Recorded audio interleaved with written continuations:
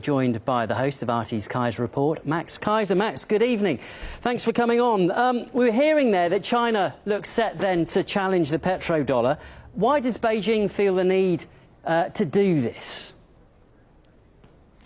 Well, first of all, they're very brave to do this because countries that have tried to exit the oil-dollar matrix have met terrible ends. Of course, Saddam Hussein wanted to trade oil in euros. He was killed.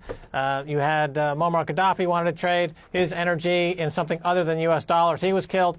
So the track record here is pretty dire. So kudos to China for taking this project on. And, of course, they are rumored to be the big buyer in the Aramco offering of their state oil facilities coming down the pike. So this makes sense in a geopolitical sense in terms of you've got China and Russia and the Saudis are looking to escape the U.S. dollar hegemony. They're looking to de-dollarize. That's a concept we see all over the world right now as countries want to escape from the U.S. military-industrial complex.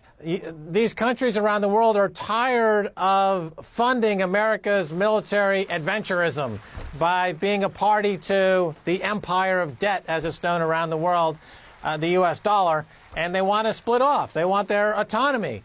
China wants autonomy. Russia wants autonomy. Iran wants autonomy. They don't want to be ruled over by the U.S. dollar anymore. So this gives them away this contract, futures contract based in Yuan for oil, convertible into gold. It means that these countries can finally, and it's been in place since the end of World War II, escape the Bretton Woods U.S. dollar hegemony, empire of date, supremacy, world reserve currency. That is the U.S. dollar, and we're in a new beginning, I think.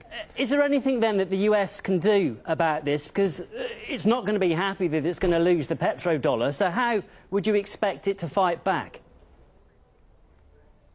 Well, they're exactly right. They will fight back. They will start a war. Maybe they'll start a war between Japan and China. Maybe they'll start a war with North Korea. America will do anything to keep the U.S. dollar as world reserve currency. They will invade a country like Afghanistan. They'll stop at nothing because this is the basis of the U.S. empire. It's not land-based. It's not based on material goods. It's based on rent-seeking. It's based on lending dollars, getting that income, and then when countries can't pay, they dismantle the assets and take them over. We saw in Latin America, South America. This is how America built its empire. The countries that are resistant to America's financial cartel are Russia, China, Iran. So now they figured out, you know what, we're going to split off from the dollar, and they can do so with this new contract. And they're embracing cryptocurrencies.